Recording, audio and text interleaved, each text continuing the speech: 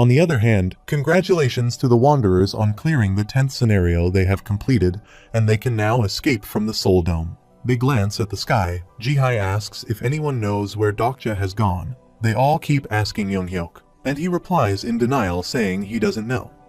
Gilyong cries saying Dokja told them he won't die. The notification shows that the Constellation Coaeek pill breaks the pen in half. The god of alcohol and ecstasy stares into the abyss, and the constellations of the Korean peninsula lament the death of the constellation. They look at the Soul Dome, and the constellations of the Korean peninsula swear to hold someone's name in memories. Younghyuk thinks there should be a way. If he regresses now, Dokja might come back to life. However, he thinks if Dokja doesn't come back even if he regresses. He hears in his mind Dokja asking him not to be a fool and thinking that things will get better if he keeps repeating things. Younghyuk then thinks if the Dokja he will meet in the next rounds acts differently. Dokja in his mind tells him to live the life he is in now. He again says in his mind that it very well could be the case that this world he is about to abandon might be the one round that he has. Dakibai appears in the sky and asks the reason for them still standing there even when the system has given the message. Then he understands that they are all lamenting his death. Huiwen asks about Dokja and Dakibai replies that he has been expelled from the scenario. Huiwen furiously asks if Dokja is alive or dead. Dakibai informs them that he doesn't know exactly, and whether it be an incarnation or a constellation, there is no way for those who have been expelled from the scenarios to survive. He says that is all he knows, and they should focus on the scenario they are in instead of wasting their time on such trivial matters. They still have not fully escaped from the Soul Dome. Another notification comes which tells them they need to leave the Soul Dome within half a way, and the route to escape will be provided to them. All of them start moving following the arrows on the ground. When Huiwen stops suddenly, she sees a woman and a kid in front of her, and they have a few people with them. She looks at the path in front of them thinking this is the exit. People start murmuring about leaving Soul Dome. Seong calls Younghyuk and tells him not to waste the chance he got because of Dokja. Younghyuk then starts to move and everyone makes way for him. He says he won't give up on his current life, and so does every one of them. Younghyuk tells them all to go while he puts his fist through the wall against him. He breaks the wall and creates a path for everyone. Dokja grunts as he falls on the ground. He opens his eyes being in great pain. All his bones and body are aching and his skin is hardened like a dead animal. He recognizes the voice of the fourth wall and asks himself where he is. Around him are many tall broken buildings, and it looks like it is a barren city.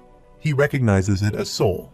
The notifications tell him he is currently expelled from the scenarios, and he is currently outside of the scenario area. He lets out a cold laugh thinking he would have been flooded with messages from Constellation. But all he can see now is this one message of being expelled from scenarios. He thinks he is alone now. He thinks his friends must have escaped safely. Fourth Wall is speaking his thoughts again, stating as happy as he is, he also feels a tinge of sadness on being left alone. He starts to walk. Now that he is alone, he has a task to accomplish, and only because of that task he chose this miserable path of death. He glances here and there at barren buildings, walking the streets of Seoul. He becomes immersed in his memories of recent events. Everywhere he goes, he sees the places he has taken part in scenarios with his friends. He gets reminded that he is now a part of TWSA. Dokja mockingly tells the fourth wall to be shut up about all the nonsense. Dokja mocks it again, saying if it says no one is around Dokja, and he is alone, then it should be the fourth wall answering any question he wants to be answered. Dokja looks at his hands trying to go through some things. He reminds himself that he managed to survive since he became a constellation, but his physical incarnation is destroyed. The notifications tell that many of his stories have been damaged and his physical incarnation is currently destroyed. He understands that he does not have a body right now, but a very incomplete set of stories. The blue tabs again tell him that his physical incarnation is in extreme danger and there doesn't seem to be a way to restore his physical body. He asks if he can still use Omniscient Reader's viewpoint, but the tab says that the area he is in doesn't allow him to use Omniscient Reader's viewpoint. He gets to know that he has lost all his contact with his incarnation, and he cannot use the channel system. He then tells himself that maybe he is alone here. His fourth wall then says one can see him, and he cannot see anyone either. Dokja smiles thinking he is not all alone after all and asks how long the fourth wall keeps this going. Fourth Wall replies that he is too stupid to realize the reason for the Great Fourth Wall was bothering to narrate everything that is happening. Dokja replies he can do more than just describe things and questions about the Fourth Wall's skill. The Fourth Wall keeps calling him stupid, which makes Dokja furious and tells the Fourth Wall to shut up, or he will switch the skill off. The Fourth Wall asks if it should stop speaking. Dokja asks it to stop and leave him alone for a while. The Fourth Wall is now silent. Dokja takes his face in his hands and grunts. He grabs his throat as he cannot breathe and feels that someone is squeezing the air out of his lungs. The speed at which his stories are damaging increases. The Star Stream is a world made of stories. There are no exceptions whether one is an incarnation or a constellation. All begins to breathe through their stories and exist through stories. So if Dokja's stories keep damaging, he cannot exist as well. Dokja looks at his hands and asks for his help, and he finally understands the reason for the Fourth Wall babbling. It was to keep him alive. He is trying to catch his breath. He now understands that the Fourth Wall was making up a story to keep him alive at such a place where stories don't exist, and the Fourth Wall is activated again. Dokja, in great pain, tries to breathe again, but the Fourth Wall speaks again and calls him a fool. Dokja thinks he has underestimated the situation he is in, and if it was not for the Fourth Wall, he would not have survived and died the minute he arrived here. Fourth Wall speaks again, telling Dokja now knows he should never take the Fourth Wall for granted. He asks the Fourth Wall how long it can protect him, and it replies not very long. Dokja understands that it is natural for the Fourth Wall to have trouble handling the plausibility storm since it can only be neutralized with the help of a constellation. He turns back and sees something, to which the Fourth Wall says that Dokja knows what the thing is, and Dokja agrees. He recognizes it to be a scenario cleanser. The Fourth Wall starts narrating that Dokja thinks the cleaners being here must mean that the cleaning of the scenarios has begun and soon the Horizon's demons will show themselves. Dokja tells the Fourth Wall that it is good at reading minds, but he needs to find something first. He keeps wandering here and there in search of whatever he is finding. He finds something and lifts a lid and sees the notification there, which is a message from someone saying they can trust Dokja, and leaves these here as Dokja asked, and thanks Dokja for being an incarnation on their channel and hopes that Dokja survives. Dokja opens another lid and finds a sword in there. He grabs it, and the notification tells him he has received a new attribute and has obtained an unbreakable faith. On the other hand, he obtains an egg called a Dokibai egg. He moves out and sits on a rock, thinking he has collected all the items that he asked Bihun to prepare for him. He then sits there and now is waiting for it to appear. He sits there alone, staring at the empty road. Someone arrives there holding a light in their hand, and Dokja knows that it is here. The thing appearing asks Dokja if he is the King of Salvation. The Fourth Wall tells that demons dwell in the story's horizon. They're neither demon kings nor a part of the demonic species, but they're still called demons nonetheless. They crave stories as much as the Dokibai and despise the Dokibai as much as they crave stories. If you have been expelled from a scenario, this is the only thing one can count on, as the mercy of Horizon's demons. The Horizon's demon with his yellow eyes stares at Dokja. He says to Dokja how strange. Even with the archdemon's eyeball, he cannot see his information. Dokja replies not even prophets can see his information. The demon flinches when Dokja says he seems behind on the times for a Weni man. The demon asks if he knows he will come. Dokja stands up and presents the Dokibai egg in front of him and asks if he is here for this. The demon furiously tells Dokja that the soul is only his. He tells him that his version in the parallel universe sent that, so it only belongs to him. Dokja shows him he doesn't understand him. The demon tells him he was wondering where the soul meant to return to the underworld had gone, but now he sees he got his hand on it. He asks Dokja to return the soul to him. Dokja acts dumb and asks if Starstream has some sort of lost and found. This egg contains Yuseing Shin from Younghyuk's fourth round, which makes everything the demon is saying sounds right. He was the one who transformed Yuseing and brought her to this dimension. The demon tells him if he wants to play, then he can ask the soul directly, as she has free will to choose as well. Dokja calls Yuseing and asks if the Weni man is her actual owner. Dokja quivers and tries to look into the egg. He then replies to the egg that he understands that the Weni man is not her owner and asks about her belonging to any one of them. Dokja then smirks at demon, saying he completely understands that souls cannot belong to anyone. In the same way, no one can possess a story.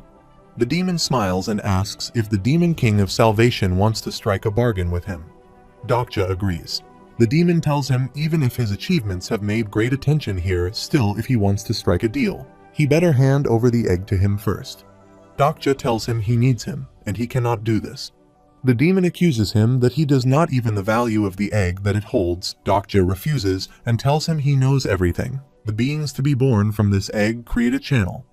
The demon asks if he knows the significance of that. Dokja starts telling the significance. He says that it means a star stream can be transmitted without the management center's authority. This egg can produce countless stories and asks if the demon wants the egg because of this feature as well. The demon asks if he wants to betray Starstream. Dokja tells him he doesn't know and asks if the management center is the entirety of the Starstream. The demon informs him that sometimes one part is the same as the whole. Dokja mocks him and then tells him he will destroy the world of Dokibai. The demon grins hearing Dokja's intentions and praising his bravery. Dokja knows that the Weni men, active where the Dokibus channel doesn't reach, play a role similar to the black market operations of Starstream. The demon asks if Dokja only has two requests. First, he wishes to return to a scenario, and second, he wants to obtain a new physical incarnation. Dokja nods. For a price, the demons can return exiles to scenarios and even provide unique objects that can be acquired in a channel. But the price they ask in return is very steep. The demon agrees to both his wishes and tells him that in return Dokja needs to give him the egg. Dokja doesn't agree and the demon refuses to help him. Dokja doesn't understand if the demon won't give him what he wants without the egg, then what is he supposed to do? He tells him again that he cannot give the egg, and even if he gives him the egg, he won't be able to use it. The demon asks if Dokja has fed his stories to the eggs, and Dokja agrees. The demon is surprised yet thinks this is a foul idea, mixing Dokibai and stories. Dokja opens a notification and says he has something to give the demon instead of the egg. He opens the stories list and tells him he can give him a story. The demon looks at the story and is amazed by them, and he agrees to choose one instead of the egg, and Dokja tells him he can choose one for now. The demon chooses the story as the one who killed another world god. Dokja smiles and tells him he is being too greedy as this is his only semi-mythical story. The demon then goes to another one and says he will choose the king of the world without a king.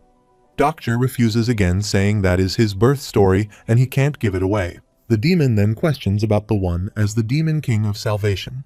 Dokja refuses again, saying that's how he became a constellation formally. He won't give it away. The demon chooses the one as the one who fought against a miracle. Dokja refuses again, saying he needs this one later. Dokja tells him he can give him the Silatang allied forces, and the demon tells him he won't even take it for free. Dokja then asks about the insect genocide, but the demon refuses, saying it is already done before. Dokja grins and tells him he can give both of them to him and other historical grade stories. The demon says he better take it as he is refusing to make a deal. Dokja had already expected that it would not be easy to bargain with a Horizons demon. Dokja's physical incarnation is now falling apart and he has very little time left. His body has started to vanish away in ashes. The fourth wall starts to create a story to buy him more time. It narrates that Dokja is now thinking about which story to give the demon. Just then, a story jumps in his mind. Dokja presents him a story. It is a legendary story, but has no special skills. However, just the fact that the story existed is enough to pique the Weni man's interest. The Weni man looks intrigued by the existence of such a story. He laughs aloud and Dokja asks if he likes the story. He accepts the story of the one who scorned a storyteller. The demon laughs and takes it as a delightful story. The man highlights his two wishes. One, he wishes to return to a scenario, and the other, he wants to obtain his new physical incarnation.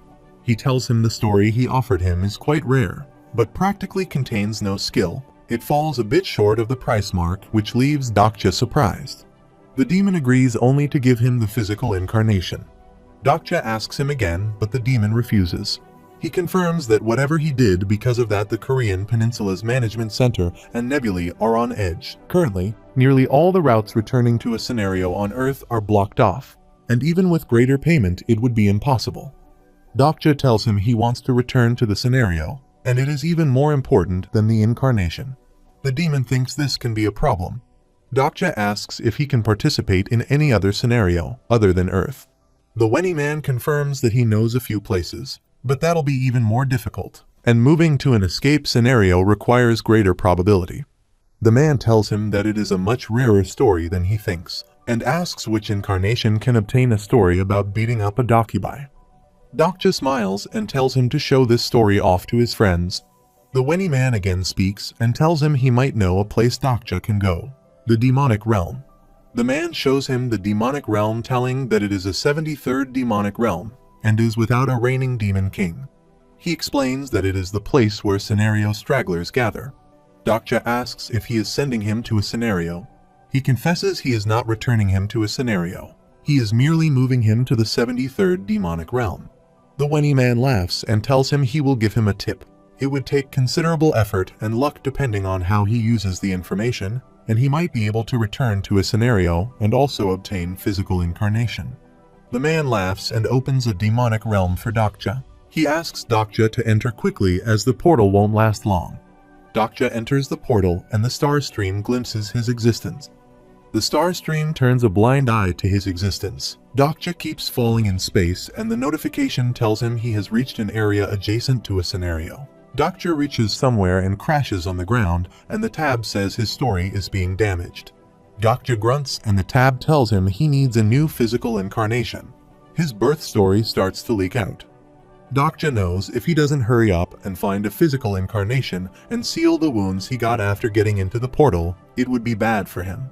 He looks here and there and gasps when realizes he has arrived at the scenario's horizon of the 73rd realm by now. It is a place littered with waste thrown out of scenarios by the cleaners where those expelled from scenarios like him end up. Dokja looks here and there and realizes it is just a landfill. The demon's voice tells him to obtain a physical incarnation as soon as possible, and of course, he can only get that if he uses components worth using. He then says that the way of acquiring the components is none of his business, and after praying that the horizon blesses Dokja, the voice leaves him alone in the landfill. Dokja is sweating and is in great pain. The fourth wall begins narrating that soon Dokja's expression changed. His eyes darted about in panic, regained their composure, and his mouth closed, and afterward, straightening out his clothes, he mumbled to himself that this is rough. The fourth wall thinks Dokja is bad at acting, and Dokja asks it to shut up. The fourth wall keeps saying that he needs to conceal the fact that coming to this place had been his true goal all alone. He has to hide what he knows about this place and get what he wants. Dokja smiles and accepts that he was only acting strange to avoid making the Weni man suspicious, and this is exactly the place he wanted to come. His birth starts to fall apart and it hurts Dokja. When he looks he sees an armor, and he knows this is Younghyok's 11th round and the place Younghyok came to regain his power after being expelled from the scenario. Dokja looks around thinking Younghyok found his new body in this dumping ground, but he doesn't see a story that would make a good physical incarnation. He freezes and activates the attribute effect. His eyes glow golden, and he activates the attribute he purchased for 3 million coins from Bilhyun, Lamarck's giraffe. The attribute's effect is to absorb destroyed stories and restructure a body. The effect starts searching the place for story fragments to absorb. Story fragments are quickly detected. He picks up a part that looks like a heart and thinks maybe he should start with this. In the next scene, it is daytime, and in the city among the buildings there are some reporters with mics and cameras asking Huiwen to open up, and they want to ask some questions. Huiwen looks out from the window. She closes the curtains thinking it has been so long since she had a bed and a soft blanket all to herself, but with all the reporters she can barely get any rest. It has been a week since they all escaped the Soul Dome, and a lot has happened since then. With the help of the provisional government, they received residences in Gyeonggi, and then they were called in to answer some questions. She recalls that they kept asking about scenarios and other people like her. At first she kept answering sincerely, but as time went on, everything started annoying her. The few National Assembly and City Council members who would luckily survive and create the provisional government could not understand the situation and firmly believed that it would still be relevant to face the scenarios as a notion moving around. There was only one thing she could tell them when they were clinging to their outdated beliefs in this new era. She tells them they need to change their shoes and undo their neckties, as this is not the best attire for running away. Jihai opens the door and greets Huiwen. She greets her back and asks about Sangha. Jihai tells her she is shut up in the room with the kids. Songa is in the room with Yusing and Gilyong, who are still crying and sad since Dokja is gone.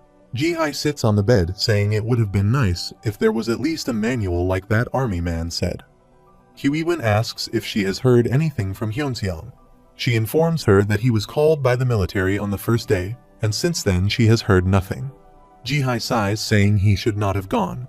Huiwen starts thinking about the situation, then she looks at the notification that the scenario will begin in 3 days. She knows the next scenario will be different from anything they have gone through before. Another notification explains that now she can respond to the summons of supporting constellations and can receive individual traits from them. Individual trials are treated as hidden scenarios, but when they overlap with particular main scenarios, they can replace the main scenario. Replacing the main scenario is only possible until the start of the 25th scenario. Jihai tells her to stay relaxed as Younghyuk told her, and nothing extra will happen for quite some time now. Huiwen questions about Younghyuk. She says he wandered off somewhere muttering Dokja's name, and she guesses it makes sense considering he always wanted to kill Dokja. She asks about Seong. She informs that she left this morning saying she had to talk to government officials, and she also said something about it being time to harvest the seeds she had sown.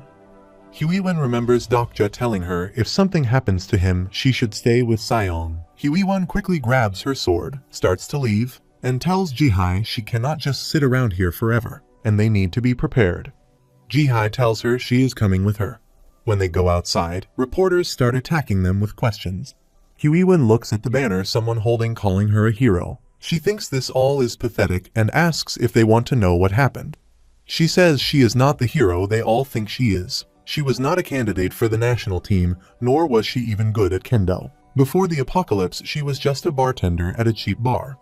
All the reporters start murmuring. The Constellation, bald army general gazes at her with a sad expression, as she utters and asks the reporters if they know who Dokja is, and just then the Constellation, bald army general, is reminded of someone by her utterance. Everyone starts asking about who Dokja is. She tells them they all did not make out alive on their own. Everyone seems interested in knowing about Dokja all of a sudden, and Huiwen thinks they are only interested in listening to stories of those who are alive, finding it entertaining to hear stories of hearsay. But it doesn't matter to her because as far as she thinks she knows Dokja will be back. Dokja starts mimicking the fourth wall and narrating everything he is doing. The fourth wall says it feels sleepy and Dokja asks it to not sleep, and it's easier for him when it is narrating the stuff. Some of the absorbed stories started creating conflict, and Dokja thinks this is not as easy as he thought it would be. The fragments of the stories he will obtain by using Lamarck's giraffe are the ruined heart of the young golden dragon, and the right arm of the pitiful sword master. The first story fragment's original name was the ruined heart of the young gold dragon who was torn apart by the otherworld god. However, the torn apart by the otherworld god part was not absorbed. This is the advantage of Lamarck's giraffe. Since Lamarckian inheritance is not a widely accepted theory, it is not as effective in absorbing stories as other evolution-type attributes. But on the other hand, it also does not absorb negative traits of stories. The notifications show that his new physical incarnation is formed. The creation of the new incarnation has delayed the destruction of his existence, and the effect is only temporary, so he should return to a scenario as soon as possible. Dokja starts feeling chilly. He opens his eyes and starts feeling a little warm, and the tab shows someone is talking about him. His story is being created on the planet Earth. Dokja wonders if it is Younghyuk, Hyunseong, Huiwen, or Yuseum talking about him on Earth.